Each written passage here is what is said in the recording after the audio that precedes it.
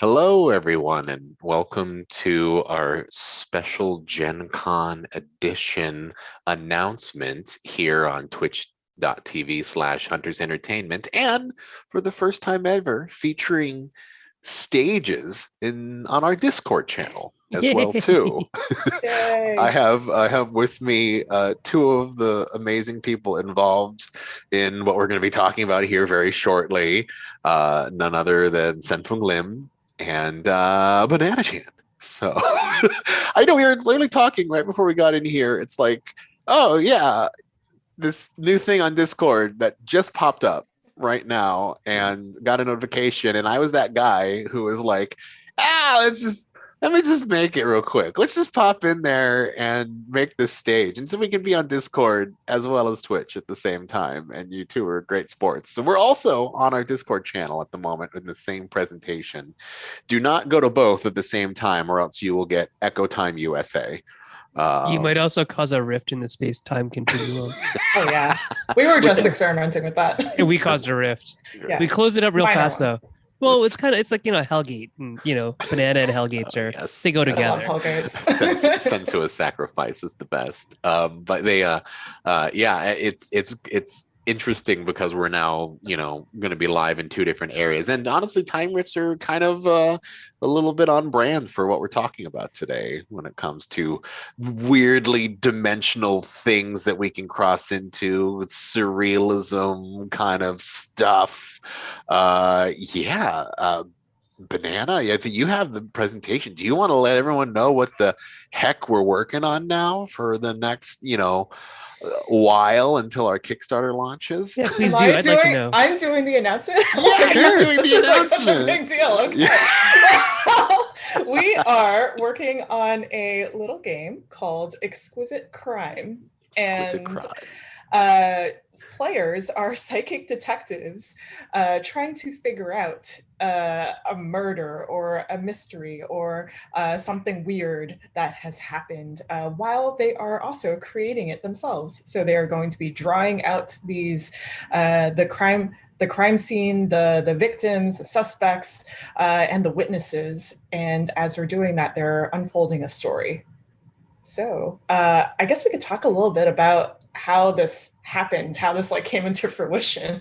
Yeah, I mean, I'm fine with it too. I mean, and I don't mind kind of talking it from my perspective real quick because, I have been a fanboy of both of yours for years, constantly like looking at the stuff you're putting out. And I remember even Gen Con, I think it was like 3 or 4 years ago, you brought Jiangxi to us initially to like look at and be like, hey, this is Jiangxi, this is what we're working on. And we're like, oh, this is so cool.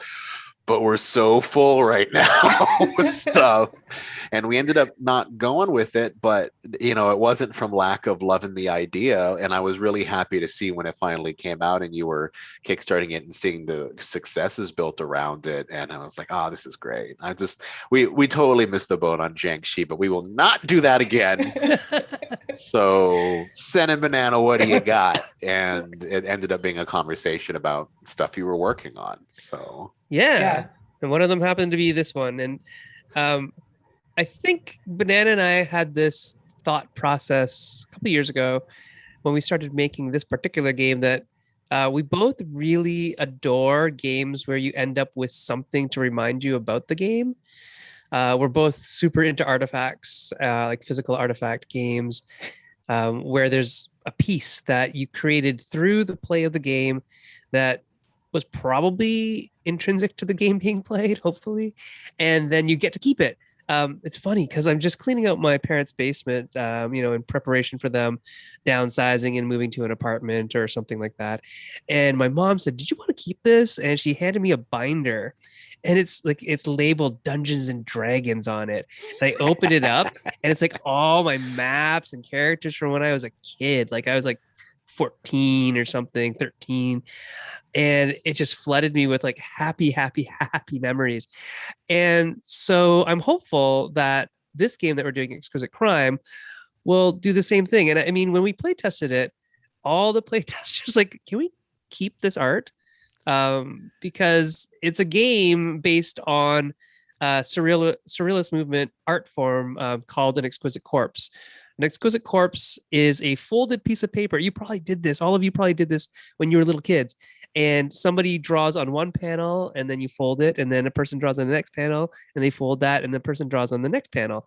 And then you unfold it all and you reveal this amazing thing that you drew disconnected, but now connected into this one being.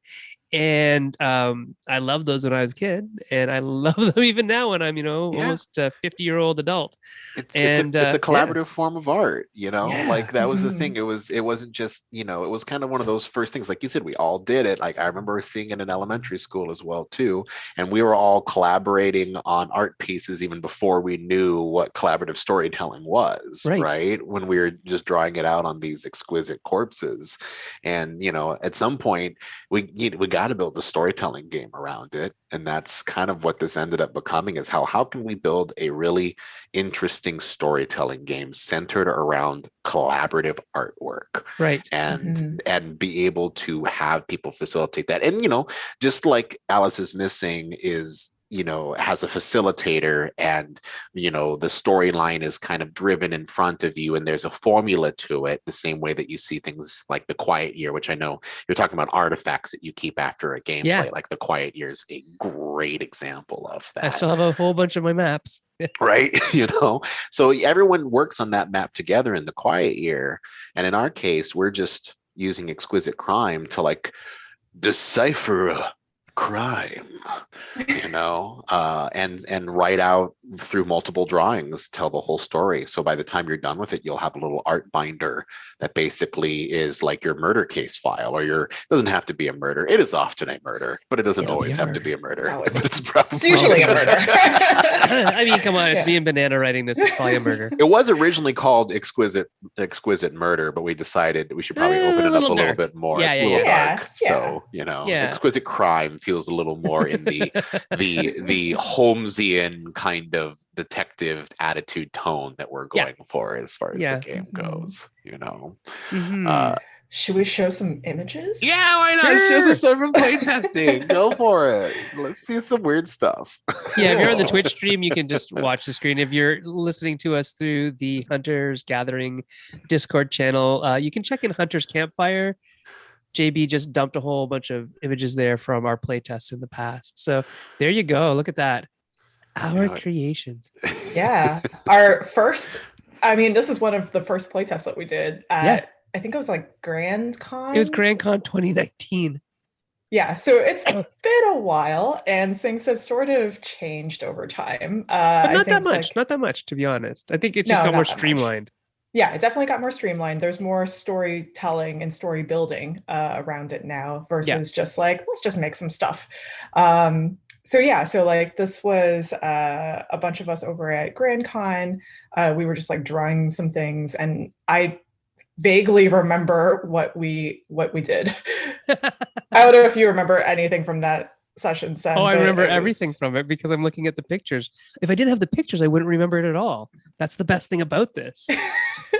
Like I'm remembering Julie and Robert, our friends from different game companies, and just seeing, remembering just at the end how everything just sort of magically came together, and things that you would suggest as you're talking ended up subconsciously getting into the drawings. And like, I didn't intend to draw that, but it came out because we had talked about it in the storytelling part about it. And that was the super cool part for me. So yeah, I do remember all of this stuff. Yeah. And then I think on the next slide, this was like when we started streamlining it, when we started working on it with Ivan. This was all through virtual tabletop as well too, right? Like this was we had to run all of this. You basically ran the game. Yeah, the first ones were paper and pen, but this was like digital. Yeah, and we had to like do everything on Google Slides. It was a little trickier, but also at the same time, like probably a little easier because we could just source images on Google and like. Yeah, I totally did that. Yep, because you were the top one, Sen, right? Like you were the top drawing. Yeah. And then Chris did the middle because I absolutely recognize Chris's art style when he's having to just do it immediately. Oh, you did the middle one, You did the Jamie? middle one? Jamie to the middle. Nothing to see here. Oh, okay, yeah. And then the bottom Chris do one the last one? was no, that was me because I Oh. absolutely just use shapes. That's all Oh yeah, I do remember you do that. Yes. Okay. There's a Uh, bed. I see the bed, a 4-poster bed. Look at that. right.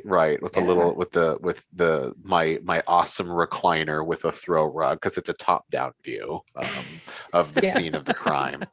And at that time, what we were doing is we kind of were just all vomiting what we saw, like as a part of it. But the game has evolved since then, and to basically in the game at any particular time, you have the psychic who is using visions, and this is actually done. What we're deciding is this is going to be done with some vision cards, like some unique surrealism art cards, not unlike a Dixit or Mysterium that has these Yes. unique kind of esoteric things. And then these vision cards will prompt the psychic to interpret these visions to dispel what they think the crime scene is, or the subject is, or the murder weapon, or whatever they're trying to decipher at the moment.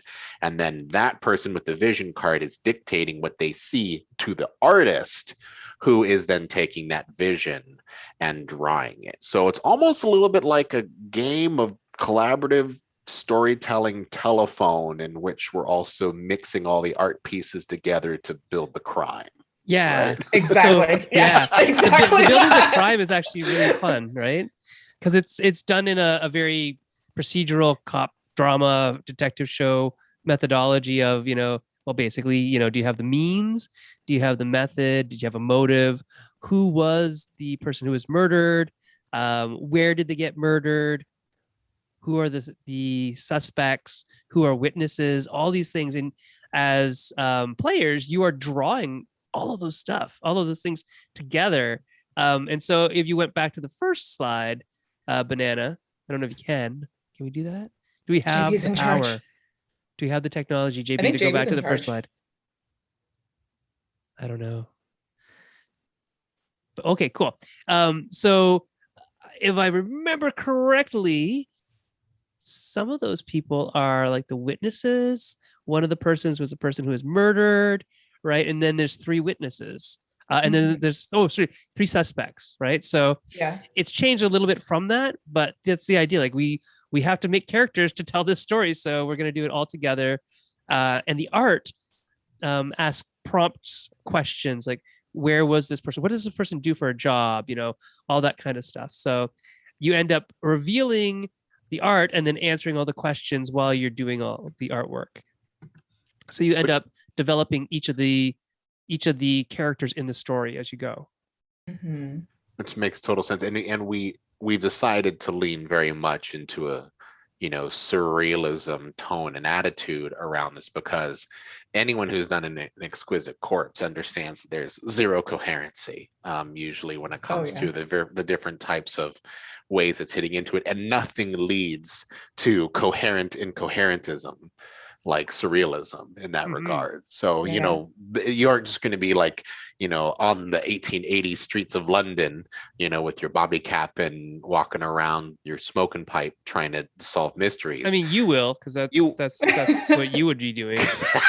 I can totally see you with the pipe. That's all I'm saying. It's just fair. Yeah, mutton chops and pipes go very well together. I know, right? So yes, but you could be in the realm of skeleton people who are living on an island floating in the middle of a giant void.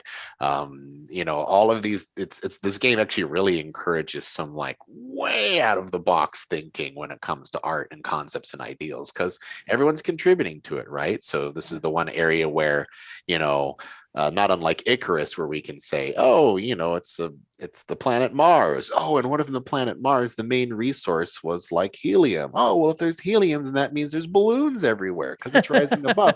And you just continue to add to it. It's just additive, and it's like nobody can tell you no, right? Right. Yeah. Because I'm the one drawing it. I remember drawing that lightning My reality. The one in the middle, the one that looks like the ugly doll, has no feet. It's riding a cloud that's shooting lightning bolts out. I just noticed that. And also we have several settings. So we have a few different settings that players can play with and also answer prompts from. So there is sort of the structure that does encourage like weird drawings and like weird surrealist stuff. But like, at the same time, if you need prompts, if you need something to, help you create something, then we have those available as well. So Yeah. maybe we could go on to the third slide and show like what Yeah. our victim looks like, because they look interesting. I'm ready. I'm ready for it. Oh yeah, this was another one that we did during our play test. Again, using the internet, right, in every way imaginable. Yeah, that middle part's me. But yeah, this was a time in which we were all kind of talking about each piece. We were all kind of like describing our own piece, but the game has evolved quite a bit since then to be a much more, two people are tackling one part each, right? So no matter how many players you have, everyone's going to be able to either be a artist or a visionary in the middle of a session, and that makes it easy, right? Like as far as being able to scale from like, oh well, is the exquisite corpse twofold or threefold? It's like it's very simple math to be able to have people break down how many different people are going to be contributing to one piece, Right. Right. Yeah, and all of these come in different packs. So different packs have different settings in them, and they'll just like come with all of these bits of paper, and you can start making your things from there. Yeah. So I think what we're trying to do, if I'm remembering correctly, the whole point of this game is that we want to, because it's so art focused, like we're trying to keep that in mind. And one of the great things about discovering Alice is Missing and being involved in that whole phenomenon during the middle of lockdown is we really learned the value of just how much people enjoy storytelling games and collaborative games in a digital environment, right? Like the Roll20 edition on Alice is Missing is enables people to be able to play this boxed game remotely with all of their friends, so no one is left out, right? Like it's not just I have to finagle some way to get all the cards on the cloud so that people can figure it out. Like our goal is to treat Exquisite Crime the same way that we treated Alice is Missing, with like a digital accessibility from the start, because I know I want some amazing artists with Wacom tablets to be playing this game and throwing stuff up and being able to enjoy that, because so many artists out there, they're doing this already. They're hearing people tell stories and they're like visualizing it onto the paper in the form of fan art or digital commissions or whatever it is. But like I want to see them tell the stories as well too. Right. I want them to be able to go and contribute, and after doing the drawing, be able to go then and then dictate it to another talented artist to be able to then bring their vision to life as well too. That's super exciting for me. Yeah. Should we do a small exercise? Yeah, let's do it. Let's get into the fourth and final slide, and do a small exercise. So it's the 1880s in the busy streets of London, England. So we're answering this together. So this is one of the first prompts that players would answer before getting into the actual drawing and doing all that fun stuff. Okay. Let's see. All right, we have this Mad Lib together. It's a bit dreary today. The misty season especially calls for. I mean, by the way, have you ever? We've all done Mad Libs, right? We know exactly how Mad Libs work. Yeah. As far as making sure that we understand the rules of the Mad Lib game. Yeah. How do you want to break this down? Who are we all? Are we going to do this like just one at a time, or are we going to write things down and then someone's going to place them? Because those are the two ways that I learned Mad Libs. Is one person calls out the thing and then places it, or you just divide it up as far as how you want to go. It goes like someone gets. So there's four. There's three of us and JB. JB wants JB counts. JB totally counts. JB, do you want in on this? 1, 2, 3, 4. Yeah, there's 4. You're right. There's 4 here. So we'll make it easy. Everyone gets 1. So yes. All right. I'm gonna close my Twitch so that I don't have to get here either, because the delay is distracting for me. All right, so I'm gonna do this. Banana, pick a number between 1 and 4. 3. 3, great. Name a creature. I'm going to say giant moose. Giant moose. That's kind of redundant. Have you seen a moose lately? Mooses They are are. huge. Like huger than the Huger regular. than huge moose. Okay. Huger Like a than proto regular moose. size I was gonna say like a prehistory moose. Yes. Oh yeah, yeah. Prehistory moose. Where's my I need my little writing bin. Oh, here you are. Here you are, little writing pad. My moleskins. Nice. All right. I have Think 30 feet tall. no 40 feet tall. 40 feet tall. All right. Prehistory moose. Yes. All right. That pen doesn't work. Would you give me a pen, sweetheart? Yes, you hear Sen, all the which one do you think sounds. we're gonna go? Yeah, send 1 and through 4. Which one? 2. All right. Then pick a thing. The thing is a blender Blender. in 1880s. 1880s What an England. blender, which is basically a person with a knife. So Rotating knives. rotating knives. All right, JB, 1 through 4. I like how the Twitch chat is like 70 feet tall. Dinosaur sized moose. This is like a big ass moose. Okay, so JB picked 1. So what's your activity? Oh my gosh. Paragliding. Perfect. Okay, which leaves me with 4 and yet another thing.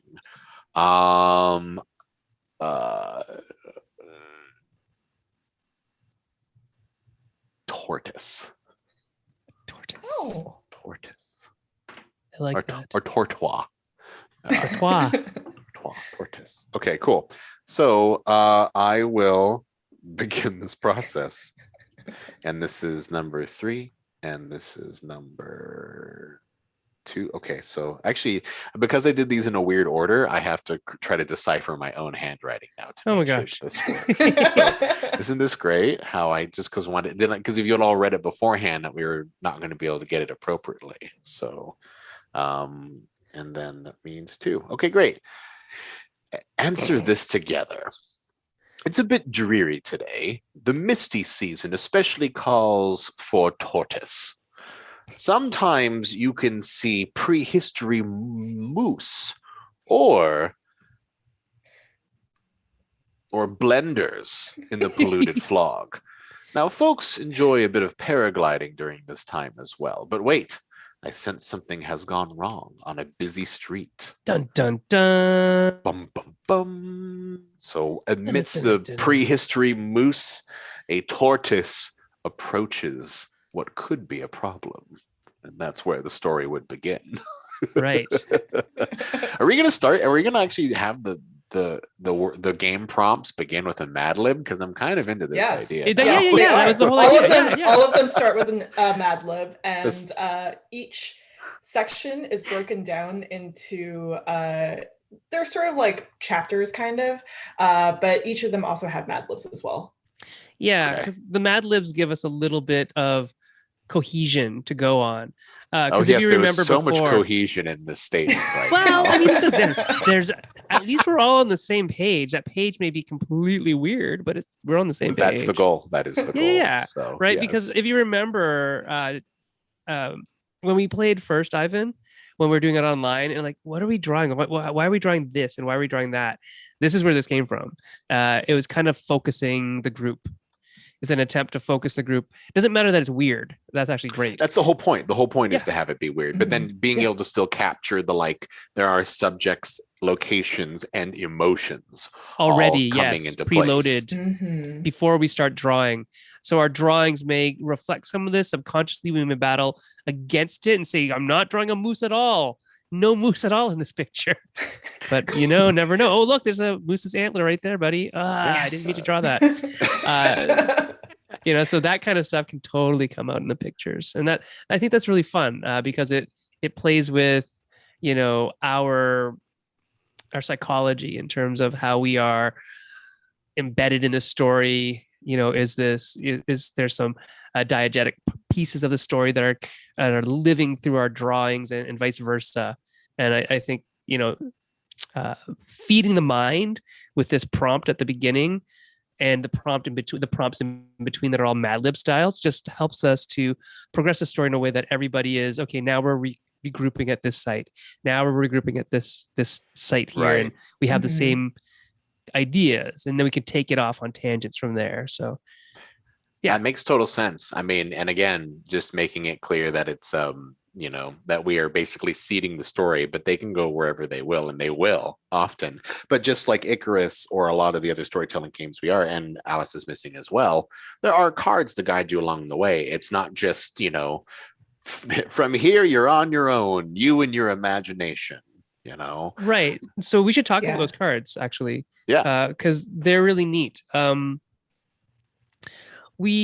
There may be times, depending on number of players and how many sheets are being drawn on and things like that, that some people are drawing, some people aren't drawing.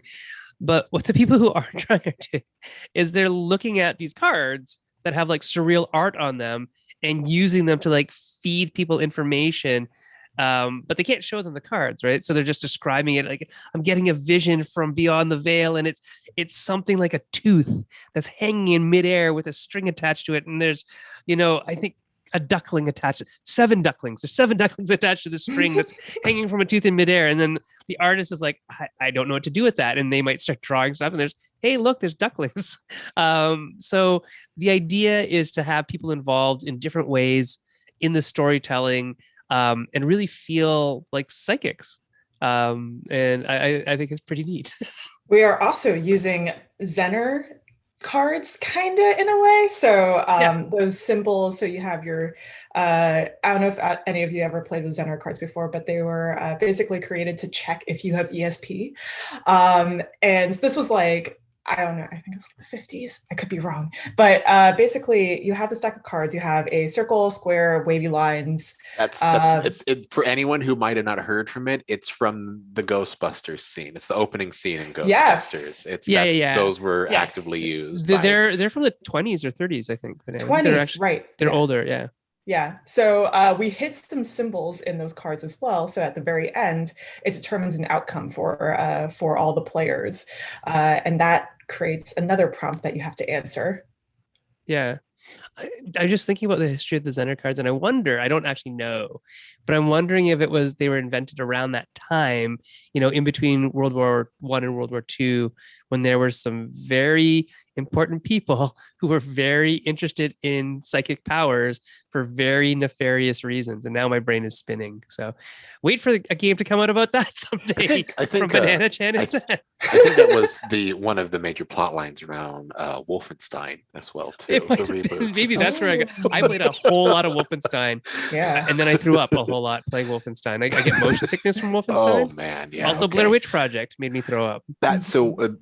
Fun story. Back when Blair Witch came out, when I was a wee lad as well too. Not wee lad. I was a young adult lad. Yeah, it was first year university or something for me, or second year. I can't remember. I was I think in high school. But my parents would forbid me from seeing this movie because it was so scary that people were throwing up in the theaters. People were just motion sickness. It's just motion sickness in the theaters.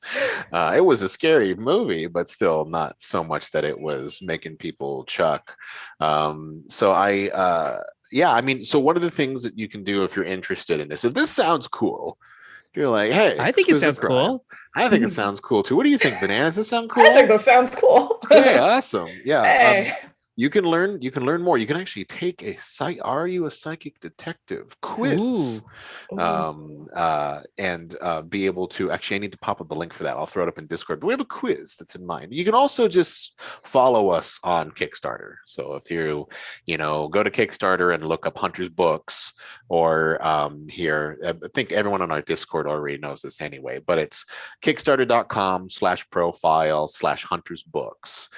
You can go there and follow us. You'll get all the alerts when we do go live with the project. Our goal is to launch the product before the end of this year on Kickstarter, with a release in 2022 is kind of how we're planning on things going. Again, we're looking very heavily into making sure that there's going to be a digital release of this being timed with the physical release of the game. So, and we're coming up with everything that's supposed to be in the physical part of the game, because again, there's a lot of, we're trying to decide how many art materials do we want to provide. Yeah, do you want people to get like box? colored pencils with this that have Oh. hunters down the side? I don't know you're saying Hey. words that are both intriguing and terrifying for me on Right? a production level. So it's so exciting and terrifying.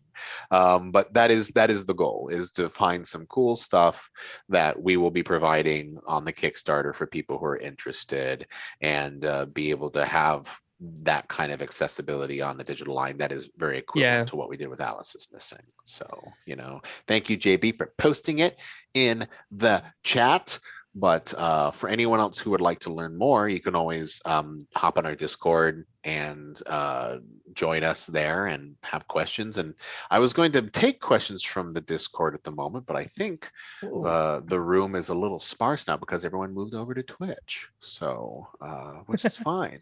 But anything else you two want to say about the project as we get? I mean, it's so early. We're still so much in development of this game right now. So I'm just super happy reading the chat on Twitch and seeing how many people are thankful for the digital assets that were provided for Alice is Missing and other games like that. And people are saying my gaming group expands several continents, and mine does too. Mm-hmm. So if we're able to make this work in a way that is as seamless as possible and doesn't get in the way of the game itself, we're going to do it, because I think this kind of game it's almost like a Jackbox game that has the storytelling parts to it, right? Which makes it something kind of special in the physical and digital realm. So yeah, that is the goal, is to support everybody digitally as well as analogically. That's not a word. It has been interesting playing with Google Slides, I'll tell you that. Yeah. If you ever want to know how to do a game pitch on Google Slides, just Venmo Banana some money. She'll teach you. You were really clever the way you were hiding cards and getting stuff together. It is remarkable. None of what I didn't do a single thing for that. That's all Banana saying, okay, we're going to do this and this. It's like, yes, we are, apparently, because it works perfectly. And I would have never thought about that. I would have just sat there and thinking, we can't do this. Oh my gosh. But Banana has this way of thinking around problems as I just sit there and twiddle my thumbs. I always throw back to my PowerPoint jockey days. So they were a PowerPoint jockey making PowerPoints. I mean, it makes sense. You can hide a lot of assets, put stuff together, and it's always kind of a good time to be able to decide. And now the good news is that we have to keep deciding, okay, what platforms do we want to continue to support? So one of the things that we are going to be looking at pretty heavily in here is like, how do we support live drawing? We have been having conversations with Roll20. They're all excited about this process. And good. This game as well too. But being able to support artists, because it is an art focused game, is going to be pretty vital when we go into the actual release. I'm thinking I'm pre-thinking like, oh, so if I can get all my comics friends to do a stream with me, that would be super fun. So fun, right? Like that stuff sounds amazing. They're ridiculous storytellers and ridiculous artists, and that's all we seriously do when we, like, if we're playing a role-playing game. I can guarantee that all of them will have this very beautiful picture of their character by the end of it, because they're all just they're comic book artists. So it's wonderful. Yeah, and the draw function on this kind of stuff is always interesting. One of the things that I've explored a lot with is there's a Google Drawing, like in the Google Suites, right? There is literally a Google Drawing app, but it doesn't quite have the layering functionality that you see in things like Photoshop, which are stuff like that is. It's what artists are used to, right? They're used to like a very strong layering, brush integration, like how do you do stuff. And I want to make sure that we can, try to tap into that a little bit, at least on the digital side, without it just being a bunch of like flat lines that are shifted, dragged over. And you know, I'm reading JB's comment in the chat, and JB, you're entirely right. It's actually sometimes even better when you're horrific at art to play this game, because it makes the art so hilarious but visceral too. It's like that is really gross and really bad. And this is a game that is about crime, so some of that stuff is actually really legit. We don't want to give anybody any impression that this is just for people who are good at art. Nah. It's not for anybody. Just for people who are good at art. I think it's like the most fun when people are like not the best at art. We had a good time with it. We certainly enjoyed better it. Together, right? You're all working together, and it all just pans out to end up being really interesting. And it's surrealism. If you've looked at a lot of surrealism art, you don't necessarily see a lot of technical skill. That's what I mean. I mean, surrealist artists are definitely artists, but technically, like if you're talking like figure and shape and stuff like that, it's like not exactly. Anatomy is not necessarily the most important thing to understand in surrealism art. No, not really.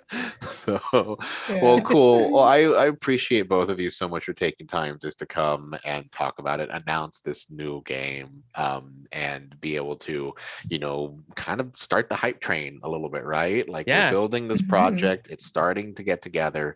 It's the next thing on the pipeline for us. We want to launch this Kickstarter before the end of the year. There's a lot of cool stuff. The vision cards, I will say, even though we are talking very much about like, it doesn't take a lot of technical knowledge to do the surrealism art. Julian Grip, who is the artist from Alice is Missing, is going to be rejoining us, and she did this dragonfly that you kind of see vaguely on the background as well too. So we're going to be having some pretty dope vision cards that are going to be in that like kind of category of this is cool and weird. Yeah. And I have some ideas about for the Kickstarter for art past that. Why don't you bring them on Slack? Let's talk about that later. Maybe we can make a whole list of rewards. I think that was our job for this week. Yeah, I think. Oh, was it? I thought we already did that. We did. We're ahead of our plan. We are ahead of ourselves. That is not, by the way, a common thing for Banana and I to be actually ahead of what we're supposed to be doing. But for this project, for some reason, we have been. So lucky you, Ivan. Lucky you. I am so honored. I am so honored to catch you when you were on it, and making it happen. Well, great. Well, thank you again so much for taking the time. We're going to leave you off. Everyone who's at Gen Con, stay safe, have fun. Everyone who's doing Gen Con online, like we're so happy to have you joining us for the games that are continuing around, that our amazing action rangers are continuing to run through Gen Con. And dude, follow us on Kickstarter or join the Discord so you can learn when all this stuff's going down and how it's all happening here very soon. Great. We'll see you all later and have an amazing weekend. Bye. See ya.